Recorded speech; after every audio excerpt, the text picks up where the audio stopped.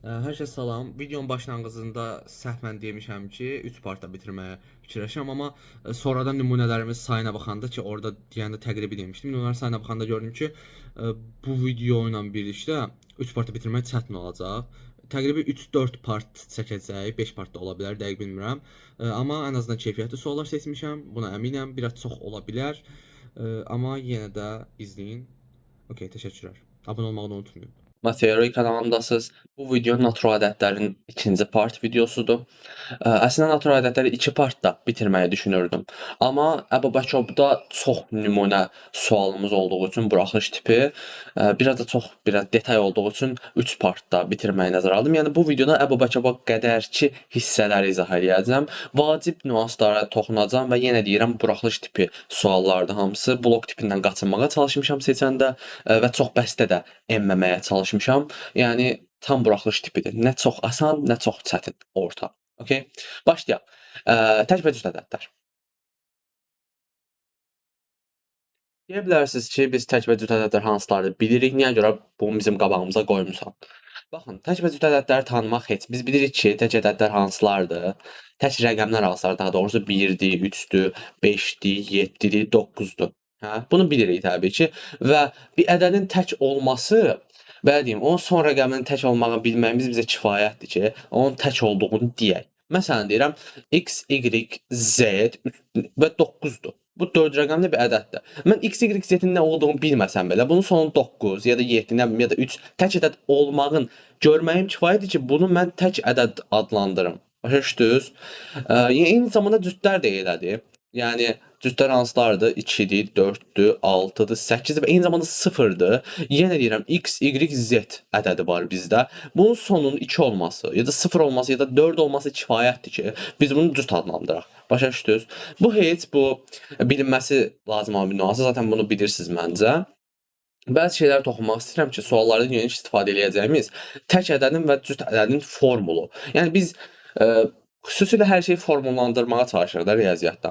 Və tək ədədlərdə də bunu ilk öncə cüt ədədlərdən başlayım. Cüt ədədlərdə bunu 2n-lə, ya da ki 2n plus 2 ilə eləyirik. Yəni bu o deməkdir ki, 2n, yəni bu cüt ədədlərin formuludur. Burada n-in yerinə hansı natural ədədi yazırsan yaz, bu cüt olacaq. Başa düşdünüz? Yoxlaya bilərsiniz. 1 qoyun, 2 qoyun, 99 qoyun, 111 qoyun, bu cüt alınacaq. Başa düşdünüz? Eyni zamanda 2n plus 2 də cüt alınır. Bəzən bu işlədir, bəzən bu işlədir. Hansı işimizə gəlsə. Okay. Sadəcə bəzi şeylər deyirəm ki, ardıcıl cüt ədəd anlayışı var ki, məsələn, 2-dən sonra nə gəlir? 4 gəlir.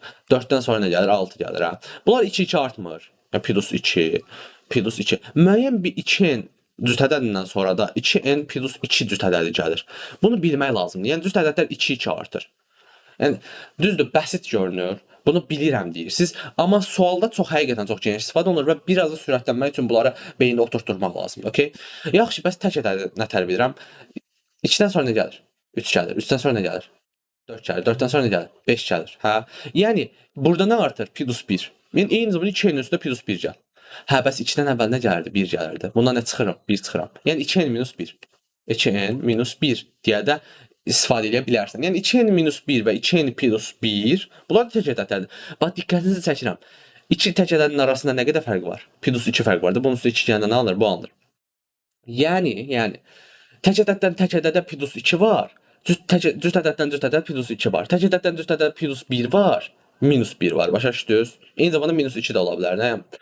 Yəni bunlar belə deyim, misalların içində zaten bunlara dəfələrlə vurğu eləyəcəm. Amma bunları bilin. Yəni tək və cüt ədədlərdə sadəcə bunları bilmək, ardıcıl gəlməyi bilmək və yaxud belə deyim, bunların arasındakı fərqi bilmək kifayətdir.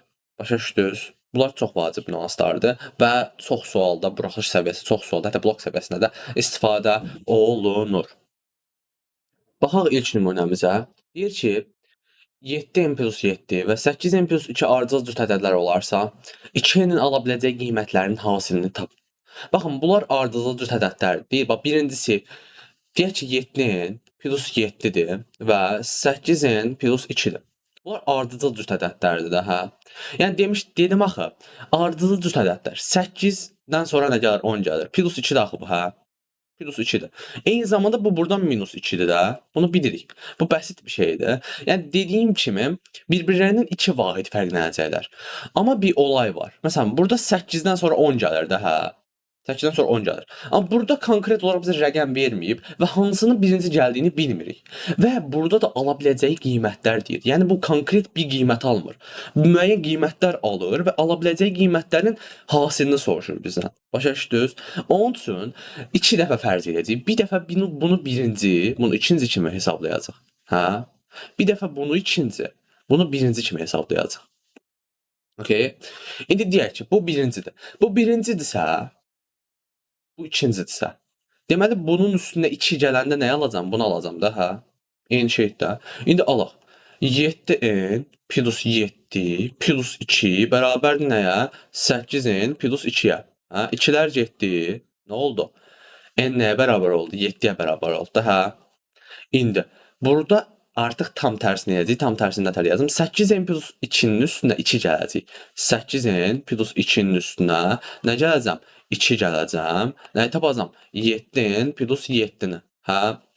İndi n-i bu tərəfə atım. Burada 4-ü andıq. 4 də o tərəfə atım. N nəyə bərabər oldu? 3-ə bərabər olmadı. N burada 3-ə bərabər oldu. Bu da 7 idi. 7-ni də 3-ə vuranda nə edirdi? Cavab 21 edirdi. Hə? İndi baxın, təkrar gedirəm üstündən. Başa düşmədinizsə əgər. Deyir ki, 7n plus 7 və 8n plus 2 ardıcıl cüt ədədlərdir. Demişdim, axı, ardıcıl cüt ədədlər bir-birindən 2 vahid fərqlənirlər. Ardıcıl cütdülər bunlar. Hə?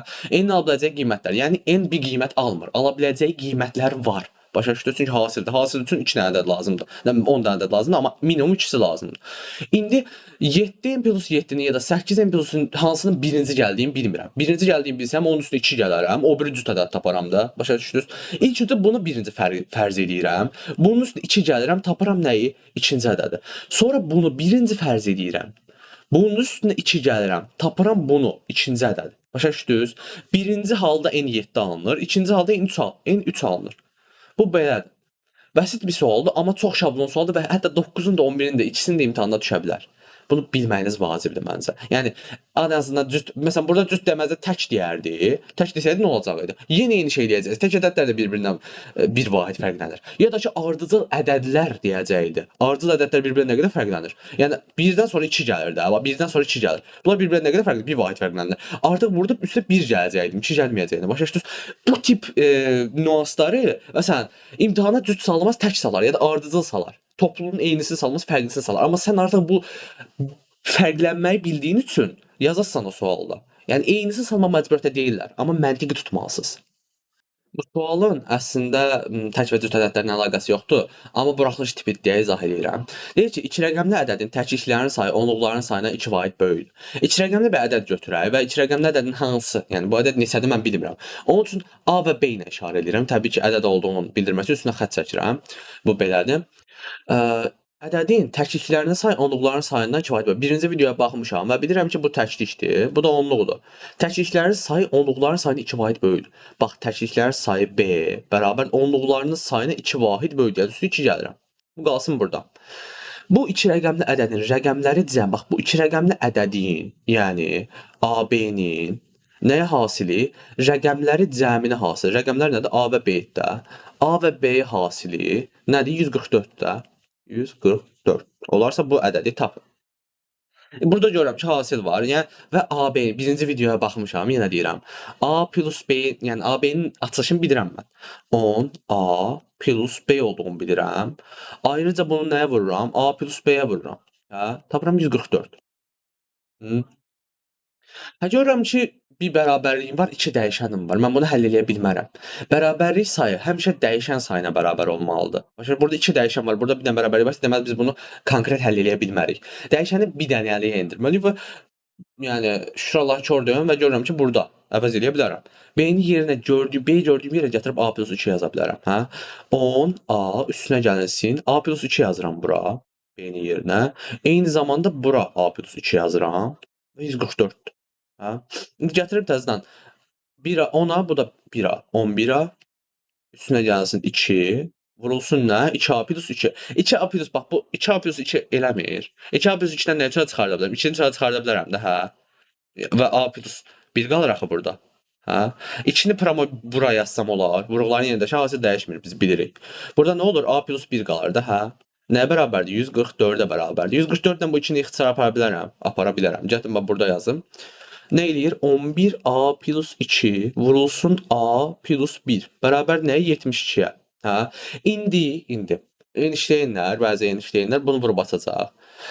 Kvadrat tənlik halına gətirəcək və elə yazmağa çalışacaq. Diskriminant falan fistan uzun gedəcək. Və amma Einstein olmayanlar, biraz daha bəsit düşünənlər görəcəklər ki, bu 70 zaten kiçik ədəddir. Onsuz da mən bu A da natural ədəd olduğu üçün, yəni bu natural ədəddir, bilirik ki, bu da natural ədəddir.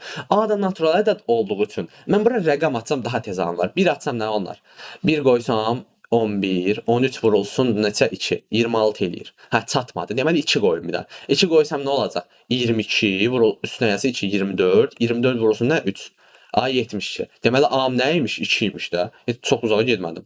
A hə, amma burada böyük rəqəm olsaydı eləyərdi ki, məncə böyük rəqəm verməyəcəklər. Buraxılışda o qədər vaxt vermirlər. Olsa 1 saat vaxt verirlər sizə. Onun da yarısı cavabı çözülməyə gedir. A-nı nə tapdım? 2 tapdım. Bəs B nə idi? B də A plus 2 idi axı. 2-nin üstünə 2 gələ nə eləyir? 4 eləyir. Hə, bizə nə soruşur? Bu ədədi tapın. Ədəd nə idi? A, B deyildi. A-nı tapdım 2, B-ni tapdım 4. Deməli cavab ədəd 24 imiş də. Cavab 24-dür. Okay. Bir də qırmızıdan keçim üstündən. Baxın, 2 rəqəmli ədəd verib, təşkillənərsə onların sayına böyüdür. Belə. Bu 2 rəqəmlərdən rəqəmlərin cəminin hasili budur. Baxın, burada xüsusi bir məsələ yoxdur. Bunu burada belirtir. Hə? Sonra hasil istəyir bizdən AB-ni A plus B-yə. Okay. Sonra bunu atıram. Mən birinci videoya baxmışdım hamımız kimi. Və buradan açılışını görürəm. Sonra vururam. Hə? Sonra gətirib B-ni burada əvəz edirəm. Əvəz elədikdən sonra belə bir şey alınır. 2-ni burada sonra çıxardıram, ağıllıq edirəm, 2 addım qabağa görürəm, sadələşdirmək üçün bunları ixtisara aparıram. Görürəm ki, 72 alınır. Sonra gətirib burada yerinə qoyuram. Ya diskriminanta gedirəm, fərqi yoxdur. Ya da ki, ağıllılıq eləyib yerinə rəqəm qoyuram və cavabı tapıram. Bu qədər bəsit. Baxaq bu suala. Bu da tək və cüt ədədlərlə çox əlaqəsi yoxdur. Amma buraxılış tipi deyə izah edirəm. Baxın, deyir ki, 2 natural ədədin cəmi 474-dür. Lap yaxşı. Onlardan birinin axırıncı rəqəmi 1-dir. Okay. Əgər bu rəqəm silinərsə, ikinci ədəd alınır. Bax, diqqətlə oxuyun. Əgər bu rəqəm silinərsə, yəni 1 silinərsə, ikinci ədəd alınır. Bu ədədlərin fərqini tapın. Baxın, 2 rəqəmdir. 473-dür bunların cəmi. Birinin sonu 1-dir. Məsələn, bax, birinə AB deyim. AB deyim. Birinə də AB1 deyim.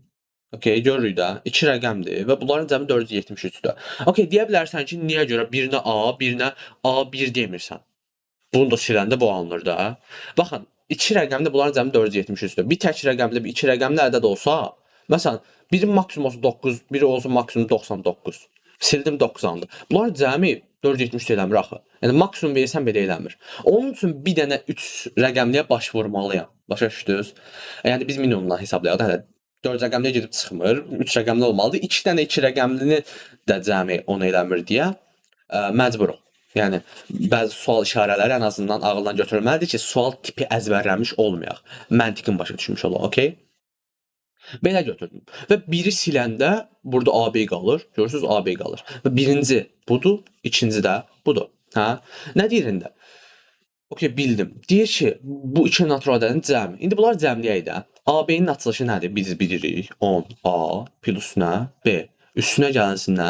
100A. Üstünə gəlsin nə? 10B. Üstünə gəlsin nə? 1. Və bərabər nəyə?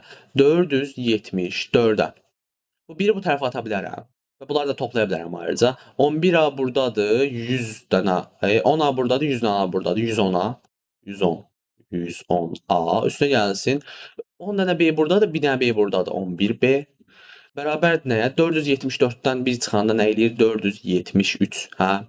İndi burdan ortaq nəyi çıxarda bilərəm? Bax, burada 110A var. Burada 11 var. 110 11 vurulsun 10-dur da. Burada 11-i çara çıxarda bilərəm. Plus da ki, görürəm ki, AB-yə gələcək də. Yəni artıq o təcrübəm var. Okay. 10A plus nə? B. Sizin də təcrübəniz var bu arada. Birinci videoya baxmısınız. 473. Görürəm ki, ixtisar gedir. 473 neçə gedir? 43 eləyir. 43 eləməli məndə. 43, 11, 43, 43, 3, 7, 3. Aha, 4. Okeydir. İndi nə oldu? 10, 10, A plus B nəyə bərabər oldu? Bərabər oldu 43-ə. Hə? Bu dedik axı 10A plus B nəyin açılışı idi? AB-nin açılışı idi də. Hə? Bu nəyə bərabərdir? 43-ə bərabər oldu. Görürəm ki, onluqlar mərtəbəsində nə durub? 4 durub. Deməli A nəyə bərabərdir? 4-ə bərabər. Təşkil mərtəbəsində durub, 3 durub. B nəyə bərabərdir? 3-ə bərabərdir. Okay. İndi gördüm ki, birinci rəqəmi, bax, birinci rəqəm nə idi? Bu idi. Alındı 43. Bəs ikinci rəqəm nə idi? 43, bir də 1. 431. Hə? İki rəqəm. Bu birinci, bu da ikinci. İndi nə deyir? Bu ədədlərin fərqini tapın deyir. 431-dən 431-dən çıxmalıyam nəyi? 43-ü. 11-dən 3 çıxdım 8, 12-dən 4 çıxdım 8, burada da 388 olacağımız oldu C variantı. Bir sual daha öyrənmiş olduq və məntiqini öyrənmiş olduq, okey? Bu sualı shortsu olaraq da atmışdım, amma belə də izah eləyirəm, çünki buraxılışa düşmüş sualdır. Deyir ki, 2 ardıcıl cüt natural ədədin. Baxın, bu məntiqi, bu sualın məntiqini tutmaq çox vacibdir, çünki fırladıb bunu milyon cür sala bilərlər. Nə bilim, cüt qoymaz, tək qoyar, ardıcıl qoyar, milyon da şey qoya bilər. Sadəcə məntiqi tutmaq lazımdır. 2 ardıcıl cüt natural ədədin cəmi 66 olarsa ki, bu bəsit sualdır. Dedik axı, bax, birincini 2-yə götürə bilərsən. Bu olur birinci ədədimiz. İkinci nə olacaq? Ardıcılda axı 2n plus 2 olacaq. Yəni bundan 2 vahid sonrası. Bu nə olacaq? İkinci ədəddir. Deyir ki, bunların cəmi nədir? 2n üstünə gəlsə 2n plus 2 nəyə bərabərdir? 66-ya bərabərdir. Özü deyir bizə. Sonra nə olacaq? 4n plus 2 bərabər olacaq 66-ya. 2-ni o tərəfə atacağam. 4n olacaq 64-ə. Buradan da n-i tapacağam nə? 16. N 16-dırsa birinci rəqəmim nə olacaq? Birinci rəqəmim olacaq 32. İkinci rəqəmim olacaq 34. Hə? Deyir ki, kiçiyini tapın. Kiçiyi olacaq 32. Baxaq bu suala. Bu da buraxılış sualıdır. Dediyim kimi baxın, artıq düz demir. 3 ardıcıl natural ədədin cəmi deyir. Bax, natural ədəd deyir də. İndi tək ədəd də deyə bilərdi. 3 ardıcıl natural ədəd. Bax, 3, 4, 5. Hə? 3 ardıcıl natural ədəddir. Bir-birindən nə qədər fərqlənir? Plus 1 fərqlənirlər. Plus 1 fərqlənirlər. Birinci x-dir. Bilmirəm də x deyim. Hə? N də deyə bilərsən. İndi də naturalın n-sından deyin. Nə deyirsiniz deyin, fərqi yoxdur. 3 ardıcıl natural ədəd. Ondan sonra nə gələcək? Bax, x plus 1 gələcək də. Bax, bu birinci. Bu ikinci. X plus 1. Sonra nə gələcək? X plus 2 gələcəkdir. Çünki bu bundan bir vahiddir. Bu da bundan bir vahid artıqdır. Hə? Bunların cəmi nəyə bərabərdir? 63-ə bərabərdir. Hə? İndi 3x plus 3. 3x plus 3 bərabər nəyə? 63-ə. Toplamadır. 3x nəyə bərabərdir? 60-a. X nəyə bərabərdir? 20-yə. Nə deyir? Ən kiçiyi ilə ən böyüyün hasili. Ən kiçiyi nə idi? Ən kiçiyi bax x-də 20. Ən böyüyü nə idi? X plus 2, yəni 20 plus 2, 22. 22-ni 20-yə vuranda nə eləyir? 440. Cavabımız nədir? 440. Buraxılış imtahanına düşmüş belə bir sualın izahına baxaq. Deyir ki, cəmi 30 olan 3 ədədin ikincisi birincisindən 4 dəfə böyük, üçüncüsündə isə 6 vahid böyük olarsa, bu ədədlərin hasilini tapın.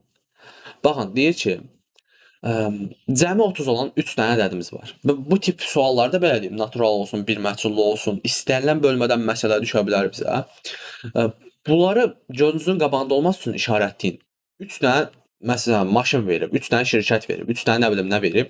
Siz bunları gözünüzün qabağında olması üçün belə işarətləyin. Okay? Deyir ki, ikincisi birincisindən 4 dəfə böyükdür. Bax, birincisini x desəm, ikincisi bundan 4 dəfə böyükdür. 4x olmalıdır. Dəfə olanda vururuq da biz bilirik ki, böyükdürsə hələ ki vururuq. Kiçik olsaydı nə arasında böləcəkdik. Okay? Üçüncüsündə isə 6 vahid böyükdür. Yəni ikincisi, üçüncüsündə isə 6 vahid böyükdür. Yəni 4x-də mən 6 çıxsam, bunu alaram. Və niyə görə belə elədik deyə soruşsaz, baxın, 3x-in üstünə bunun üstünə 6 gəlsəm, nə olur? Müsbət 6, mənfi 6 bir-birlərini aparırlar və 4x çıxardır. Görürsən, bu 4, 2x, 2 də 4x-dir. Hə? Bunu bilmək lazımdır. Aha, nə deyir? Deyir, bunların bax, 3 dənə ədəddir. Bunların cəmi nəyə bərabərdir? 30-a bərabərdir. İndi bunları toplayaq da, normal. X burada, 4x burada, 4x burada, yəni 9x çıxılsın 6 nəyə bərabərdir? 30-a bərabərdir. Buradan 9x bərabərdir 6-nı bu tərəfə atanda. Ekran kaydım dayanmışdı. Buradan davam etdirim. Ya, kompüterin müngülvarı zəifdir. 9x bərabər nəyə? 36-ya. Buradan, hə? Buradan x nə tapıram? X tapıram 4.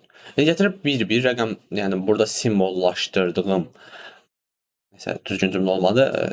Nəysə, x-i gətirib yerinə qoyum da. Burada 4 olur. Burada nə olacaq? 16 olacaq. 4 vur 4. Burada 16-dan 6 vahid əsirlik. Ya da ki, x-i yerinə qoy. Bu olacaq 10. Bax, 10, 16, bir də 4. Hə?